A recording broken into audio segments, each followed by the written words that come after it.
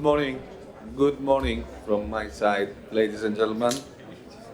I am Panos Mitrou, the gas segment director for Lloyds Register, and I am delighted to be moderating the session titled LNG and the New Energy Landscape. For those of us in the gas sector, these have been quite exciting times, as you may have noticed. There are many reasons for this: a growing global demand, a changing energy mix, energy security concerns, as we have seen recently with geopolitics, and the need to extend our maritime supply chains. So we have a lot of ground to cover, and we have only 40 minutes for this discussion. So without further ado, I'm going to introduce you to our panel. From Gaslog, we have Paolo Enoizi. Paolo has been the CEO of Gaslog Limited since March 2022, and he has been also the CEO of Gaslog Partners since August 2021. Before that, he was a COO for Gaslog since September 2019, and before Gaslog, Paolo was a managing director at Støhle Tankers. He has a master's degree in naval architecture and marine engineering from the University of Genoa. And we have also Jerry Kalogiratos, Chief Executive Officer at NASDAQ-listed Capital Product Partners, the capital group controlling 12 LNG carriers, 6 of them in service and 6 of them on order, as well as a large diversified fleet of container, tanker, and dry bulk vessels. Jerry has extensive experience in all key sectors of commercial shipping and has led numerous strategic transactions in the capital markets. And we also have from Norway, but practically with us today, somebody who has been dominating the shipping headlines, Sveinung Støhle, the Deputy Chief Executive Officer of Angelicoussis Shipping Group, having stepped down as President and CEO of Höegh LNG last November, and he has quite a vast experience with the LNG industry, 25 years of experience in both shipping and oil and gas companies. Last but by no means least, Andrew Scorer, Freight Analytics Lead at S&P Global Commodity Insights. Andrew has worked across the supply chain in numerous customer-facing roles with leading data providers, but in the last 6 months, let me underline, he and his team have been working hard to provide an alternative fuels fleet breakdown out to 2050. So we will have the chance to an insight of that as well. So let's kick off today's session, and I will begin with some reflections on the current situation and where we are with the markets, and especially the energy markets. We seem to lie away from equilibrium with LNG price hikes, a shift of LNG from less developed countries that used to be the demand drive to now again developed countries, shorter hauls to Europe, and of course, a number of new factors like greenhouse gas regulations, especially IMO, coming regulations that will also put constraints on the fleet. So the key question is where we stand with the future on the LNG market, and especially where do we stand with the LNG shipping markets and the supply-demand balance. So practically what we see is that orders and slots have almost vanished, but LNG plants keep coming, export terminals that will add more supply in the system. And the question is, what do we expect to be the developments in the LNG and the LNG shipping markets? Yesterday, there was an article in the Financial Times that traders rush into securing any available tonnage. And allow me to start this round from Jerry, because I know he may be managing ships that have not yet been fixed. So, Jerry, would you? Thank you. Thank you, Pano. Oh, where's that? There you go. Thank you, Pano. And that is an interesting and all-encompassing question, I guess. Where's the LNG shipping markets going to be? I think we are probably at the start of a super cycle for shipping LNG rates with certain characteristics and drivers that are quite specific to this cycle. I think the most important one is that high LNG commodity prices are here to stay. And I think it's going to be some time before we see the natural gas prices that we saw in the US or in Europe. Pricing is going to be driven by energy security and geostrategic considerations, and there will be a rush for supply. We will see more FIDs going forward for projects that until recently were doubtful. But I think one should be cautious in assuming that everything will go ahead. We are in an adverse macroeconomic environment with high interest rates, and financiers are not necessarily there to back hydrocarbon projects for the long term, even if LNG is a transition fuel, according to many. So there will be increased supply, but I don't think we will see everything coming online as we see it today. The high commodity price will continue to create a very nuanced three-tier market between the three different propulsion and technologies going forward.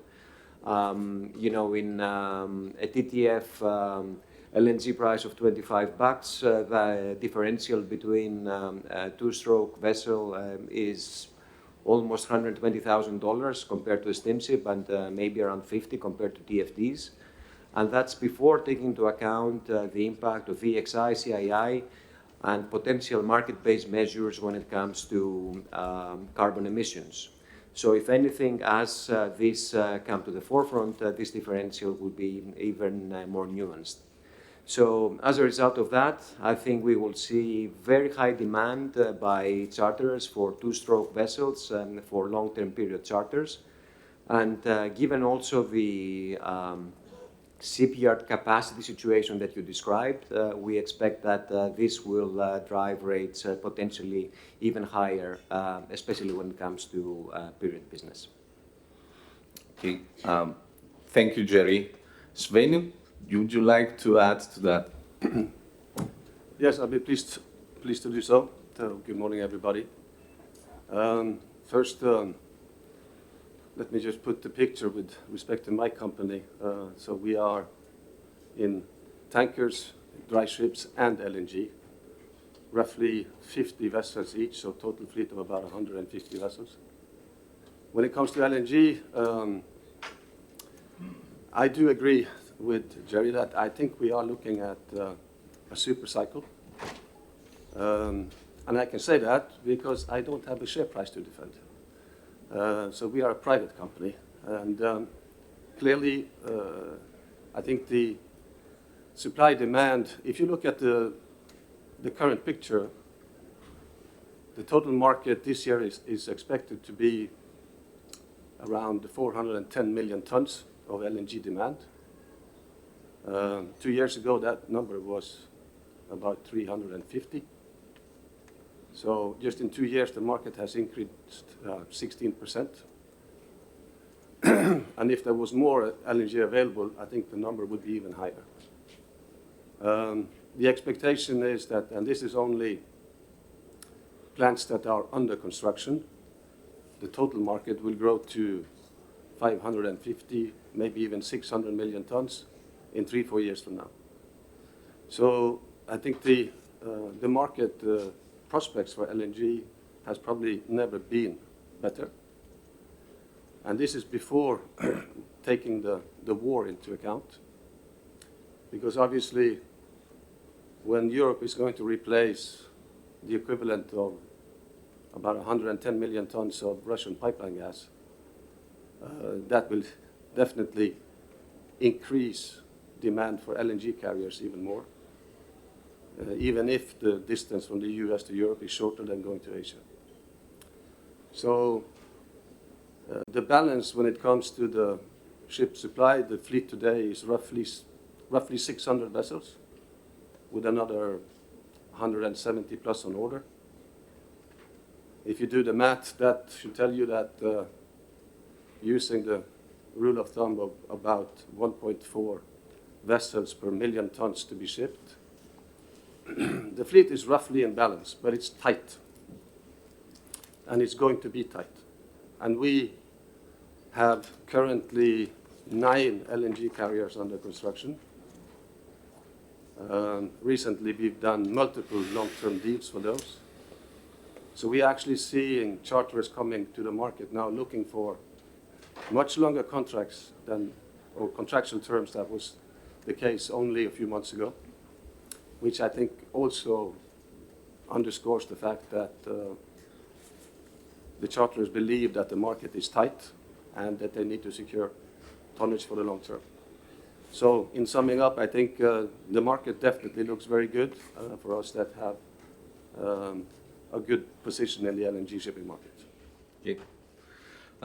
Thank you, Sveinung. And since the four of us are quite invested with LNG, I will ask Andrew to validate our views on what's going to happen. Well, I mean, historically, I'll start historically. The rates have been, as I said, it's been really good. I mean, November you went up to sort of $280,000 earnings a day. You're now 80 and 90 is coming back up again. I think, as you said, the super cycle's there. I think the hard thing from a commodity perspective is if you look at the actual overall cost, freight majority of the time in shipping is sort of maybe no more than 10%, and you can sort of you can take that hit. But back in it's been like up to 45% of the overall cost. And if you're not into shipping, then it can be like, what's this, all of this, and why is the rates high? I think all of the changes in the trade lanes and is really good. It's going to make it tighter, harder for everybody to do that. And I think the last panel said it. You've got to be nimble, and I think we've got to keep on being flexible. I think there's more to come. LNG is really exciting. You've seen the Greeks, making a very good success on. They're talking about it, in the LNG. I think there's going to be a lot of investment in there. And I think if you look at from the LNG dual fueled, I think that's for me where there's a lot of excitement as well. You've got in the alternative fleet side, you've got about 52 million deadweight tons of on the water. 50 million of that is actually LNG. Only 10% is actually on the dual fueled side. So you've already jumped from 2021 up to 2022. You've jumped up by 10 million 10 million deadweight tons of actual capacity. There's a lot of LNG there. Majority is LNG dual fueled. Some are still about, I think about 10% are LNG ready. Will they do that? And then you've got LNG dual fueled with that ammonia ready, which I think is about 7% of the order book. It's going to keep on going up. And I think the container industry is leading the way, which is really exciting. They've got 36 LNG dual fueled vessels in. You've got 155 on the order book. I mean, that's, they're taking up all the slots, as we sort of, we've said, and I think the order book is, the capacity, in the shipyards is going to be tight. Yeah. But we're in no rush. I mean, if it's tight for the guys, then it's going to be great for earnings. It's keeping people, behaving themselves and not trying to order all of those books. But we've got until 2050 to actually, come into these regulations. Yes, you've got the other EU ETS, which I know we'll come on to in a bit, and the 2030, but really 2050 is where we're trying to get to.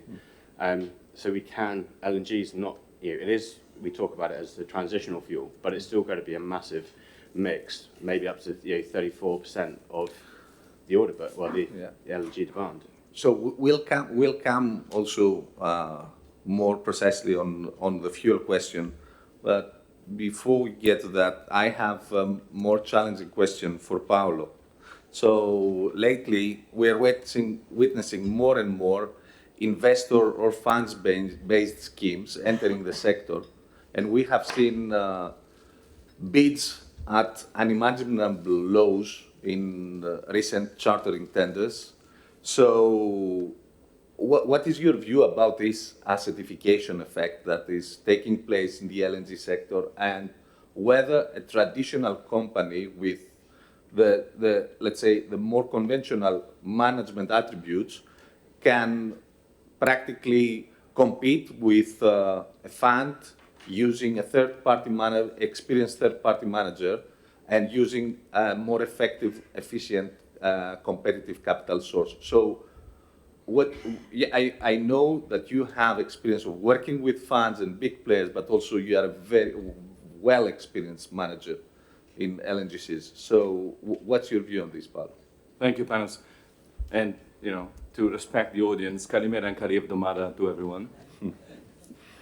I think it's a very interesting question because you definitely have seen what you're asking us. I mean, this is a trend that has come up and has been evident in mega orders like the Qatari ones or, the Shell ones that happened a couple of years or 1.5 years ago. But you've seen that tendency also sort of dropping down into maybe small orders from still national companies. So there definitely is a trend there. And I think there are some elements where, people are definitely entitled to use a way of contracting services in this way. And it might be beneficial to the target that they want to achieve. Mm-hmm. However, I think they're moving the optionality from the hands of the operator has also lots of drawbacks. Because what you create a very stiff structure with people that have vested interest in one area of operation, but they don't really see the whole of it. And I think you've seen, one, a race to the bottoms on rates, that if you probably go back now, and I would say not maybe later than 12 months from now, or sort of looking back at 12 months ago, probably people would have decided not to do that. Contracts for instance, on new buildings on low 60s, even sometimes high 50s, with no inflation corrections for maybe 10 years. I mean, those contracts are really going to hurt, probably right now. So is that sustainable? I mean, this is really the question. And that brings you to the other question, which is, what do you expect out of your business? What is the return on investments that you expect out of a fair amount of business that you do, with all the care for your people, with the attention for the decarbonization plans, and for making a return to the investors? And right. Yes, we have even the BlackRock of the world, who are now we're very glad that are partners of ours. They look at all of this with an increased skepticism. Thank you. And may I pose the same question to Sveinung, because I know you have lots of experience with finance, but also LNG. So do you really feel that this is turning into a capital cost war and nothing else matters? Thank you. Well, I have the great pleasure of having been CEO of an Oslo-listed entity and chairman of a New York-listed entity.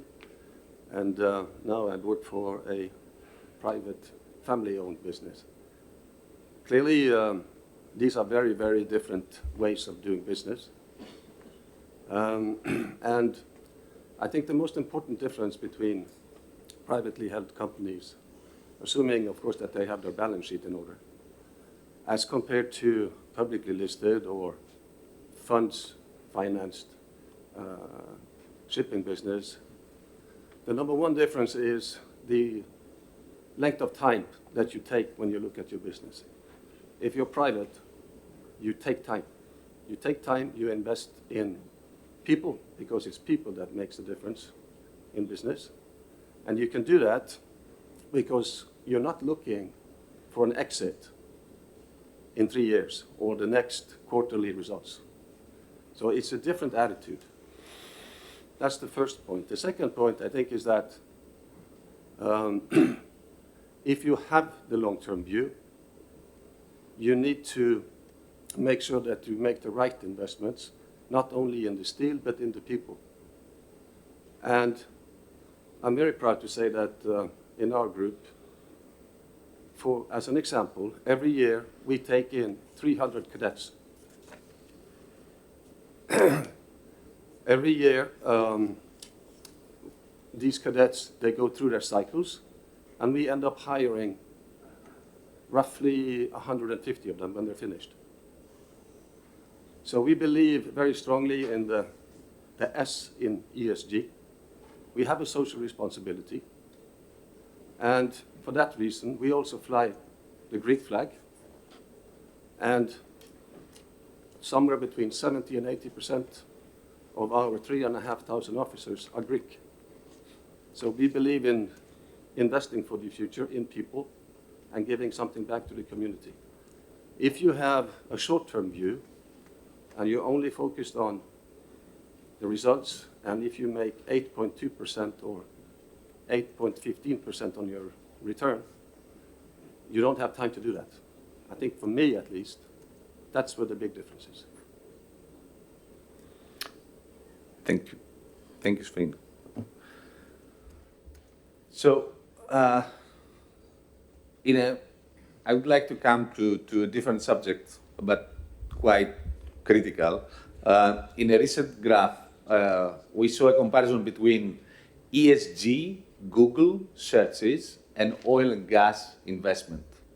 And apparently, it looked like that when ESG searches went up, oil and gas investment went down.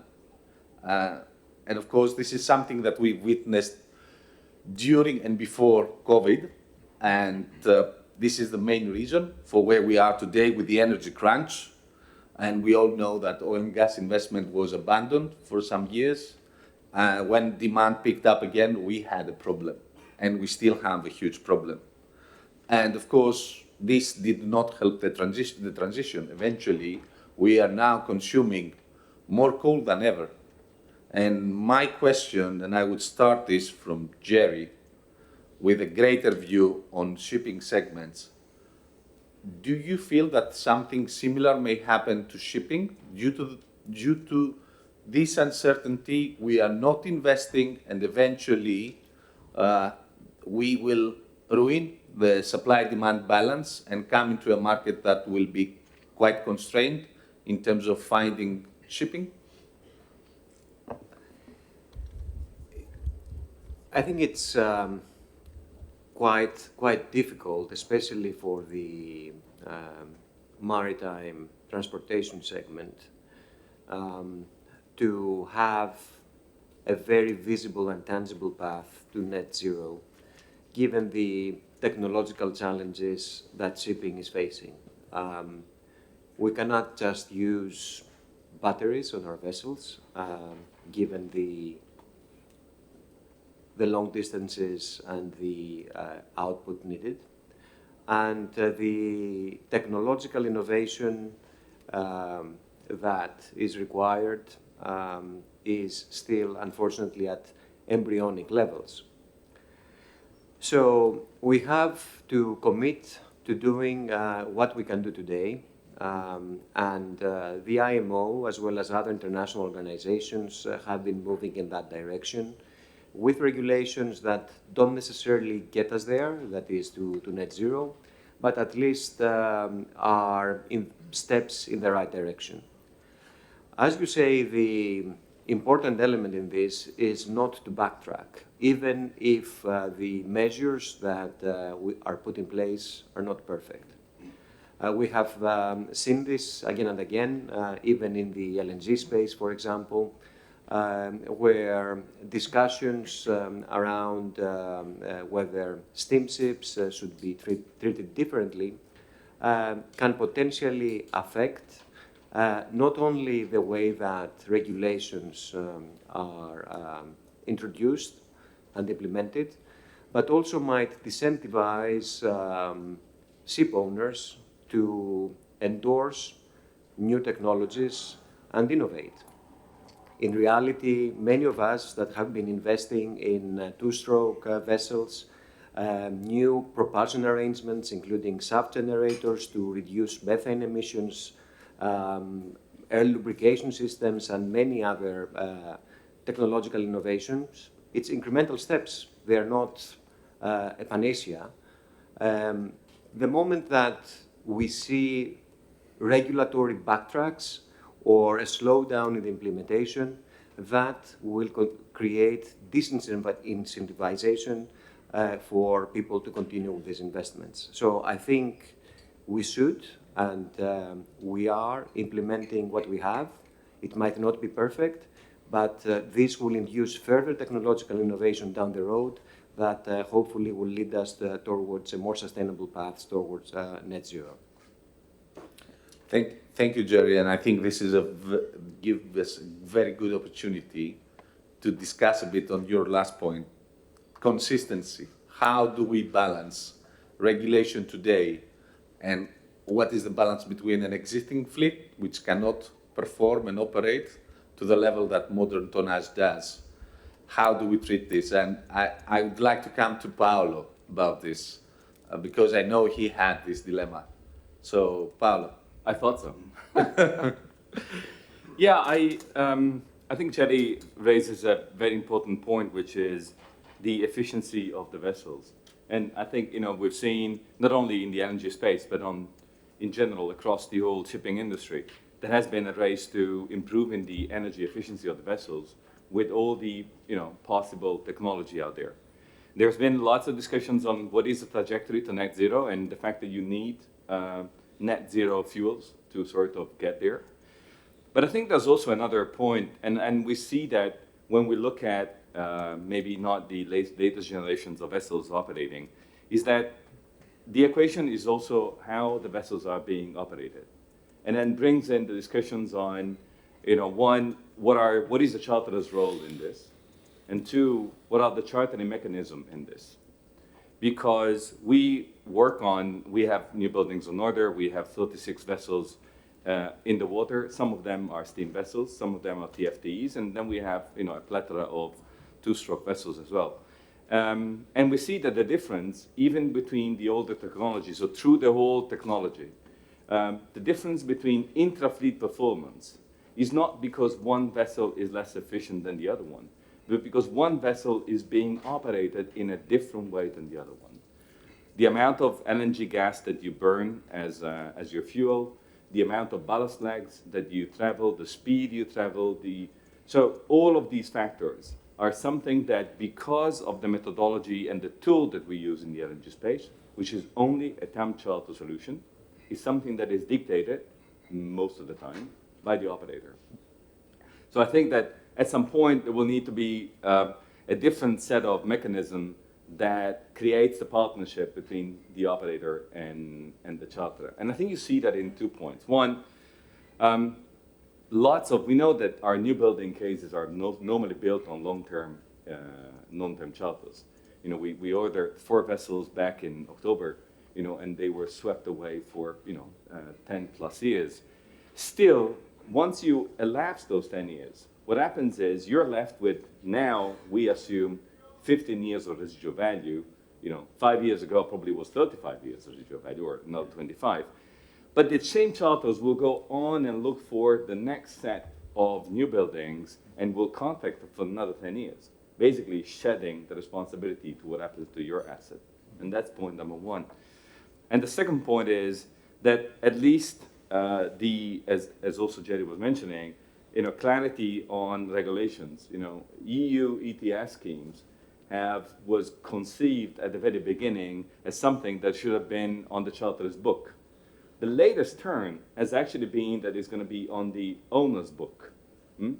And that poses great questions on why should we bear, or in what manner should we share the responsibility of a common service that we actually carry out on behalf of someone else. So maybe I gave you more questions than answers, but I think it's a fascinating subject.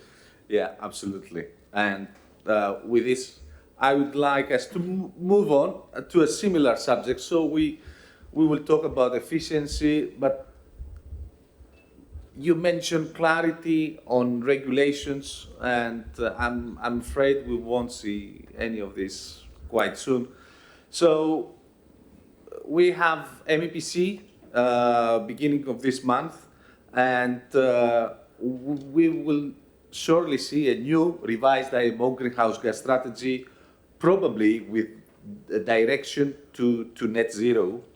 And of course, at the same time, FuelEU and EU ETS pose the first economic penalty on the operation of ships. So let's talk about the fuel question, which is, I suppose, the most popular issue nowadays. Do you see that zero and net zero variants of fuels will be available anytime soon and at some price that will be competitive or pragmatic? So what's your view on that? Andrew?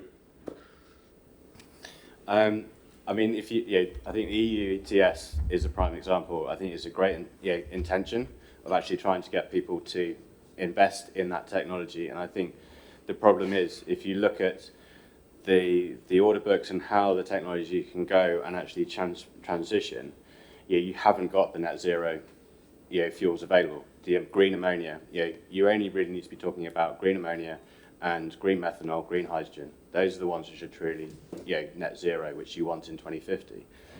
There's providers, there's bunker operators looking at trying to do that. And as you said, with the building there, the technology's there, but you actually need the infrastructure being built. So until you've got the main engines in 2024, then you're actually, well, what do you do in the near term? Let's just talk about the near term. You've got the bunker splits. You've only got 2% of the entire fleet actually, sort of LNG. That's by 2030, being optimistic, 6%. Okay, that's brilliant.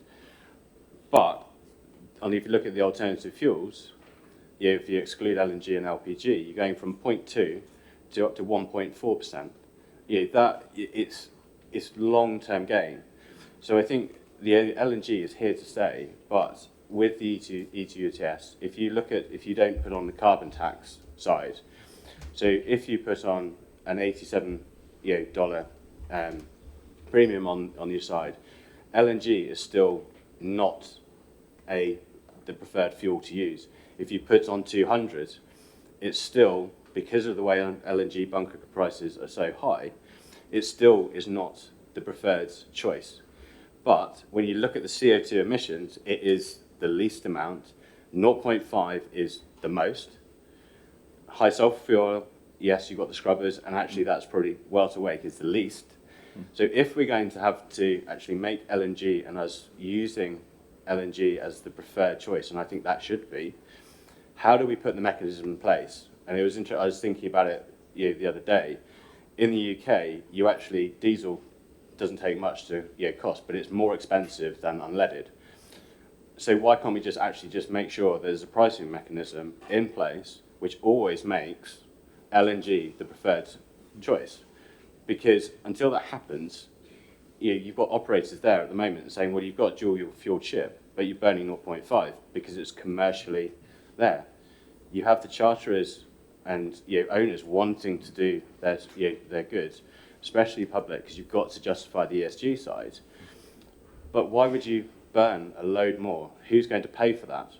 You can't. It's very hard to justify doing that that's from my perspective, from a pricing perspective. Yeah, all right. Thank you, Andrew. And opening the topic a bit. So, Sveinung, do you feel that there will be one solution as a group, that you will adopt one solution that will eventually be superior to the other alternatives, or would you feel that a portfolio risk-based strategy would be more applicable in the future of fuels in the fleet? Well, I mean, first of all, we certainly believe that the energy transition away from fossil fuels is the most important, most challenging, but also probably most interesting opportunity that we see in front of us. This is happening every day, and we are all part of it, being in shipping. We believe firmly that the best solution today is natural gas in the form of LNG. Obviously, our LNG carriers run on gas. We are building VLCCs that will run on gas. We are going to build Capesizes that will run on gas. The answer is not one fuel. We need everything in order to get to this goal. We need all the good solutions. Obviously, for a ship owner, the most important is that the fuel is available where you need it, not in some different place, and that it is available at a competitive price. Because otherwise, somebody will be able to buy fuel which costs less. And that's where the whole issue of a carbon tax comes in. If a carbon tax is to work for our business, it must be more or less the same, because otherwise it's not a level playing field. And that doesn't work. Then the system won't work. And as for the non-carbon fuels, I think for all the work that we have done and are doing, I think that we look at the ammonia as the most promising. But we also know that to have millions of tons of green ammonia available in the near future is a very, very tall order. But that doesn't mean that we should not continue the process. And we all need to work together to get to that point.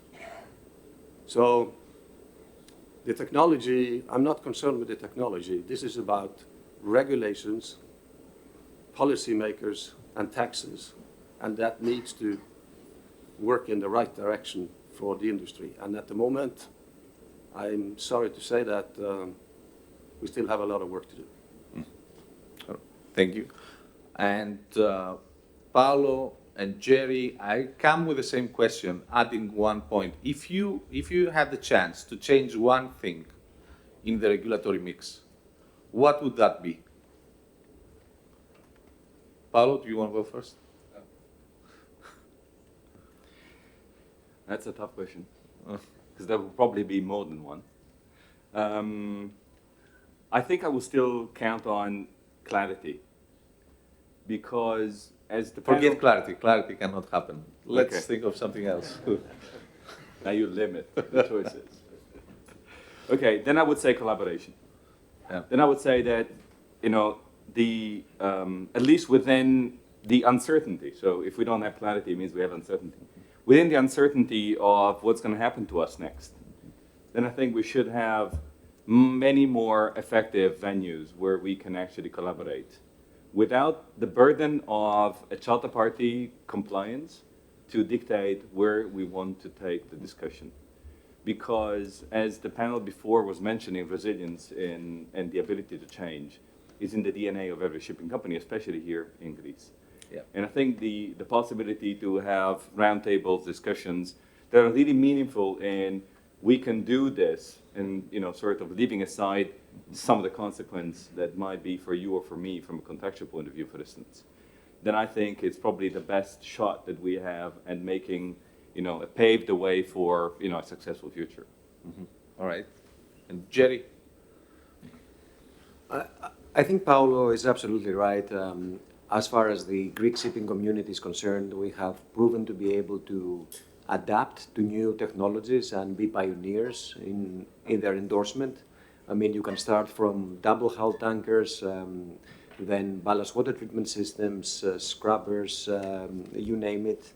The Greeks have been pioneers. They have been modernizing their vessels. They have invested heavily in LNG carriers as well as LNG dual fuel ships. And I don't have any doubt whatsoever that the expertise, the conviction, the complex project management skills that have been developed in the Greek shipping community, you know, they will be there to endorse new technologies.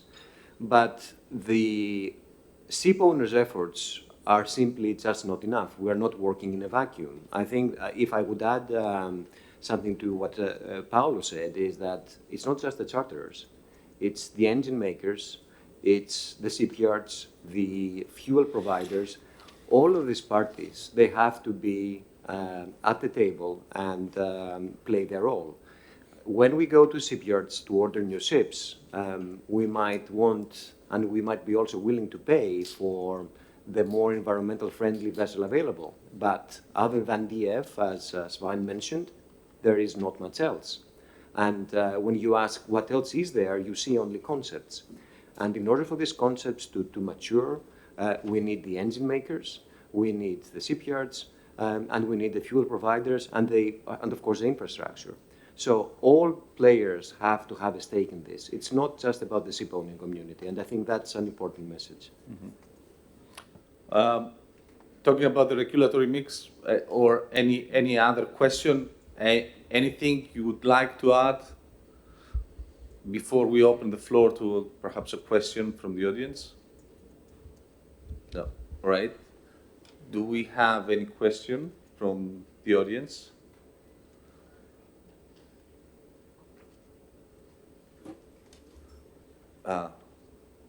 Would it be possible? Can you please speak up?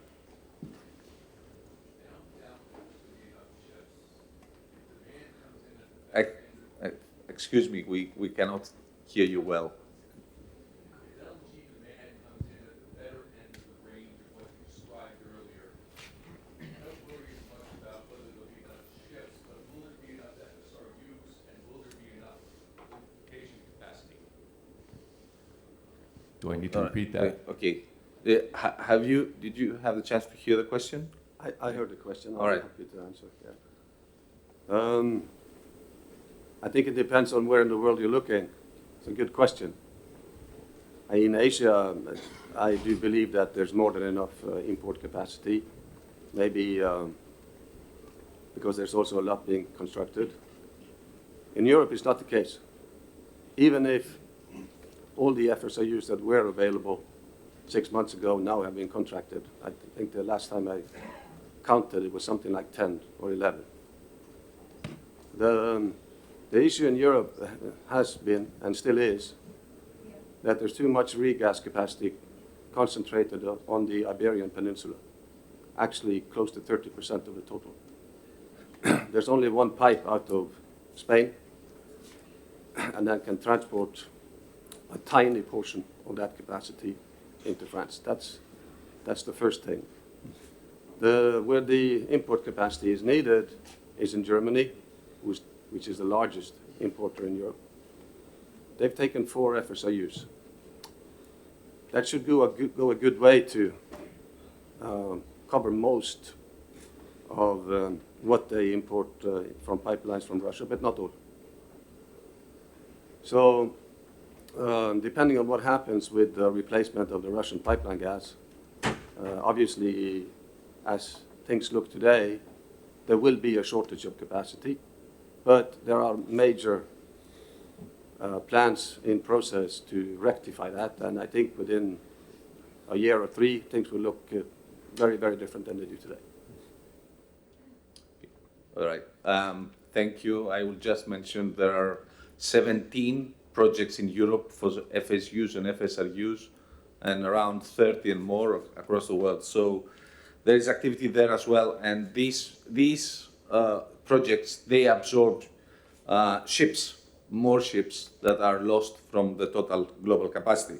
So summing up, I would like to underline a few points made. First of all, Paolo's point on the importance of operations and the charter's role in this. Jerry's mentioned about consistency regulations and that we need to work all parties together. Sveinung, I really like the maths reference. If somebody looks at the figures, they will understand what you're referring to. We need to look at the figures and the facts as well. And Andrews mentioned on the work you're doing on fuels and dual fuels expected. So with this and noting our time constraints, we're out of time. I would like to thank our panelists for the very interesting insights. And I would kindly ask you to give them a big round of applause.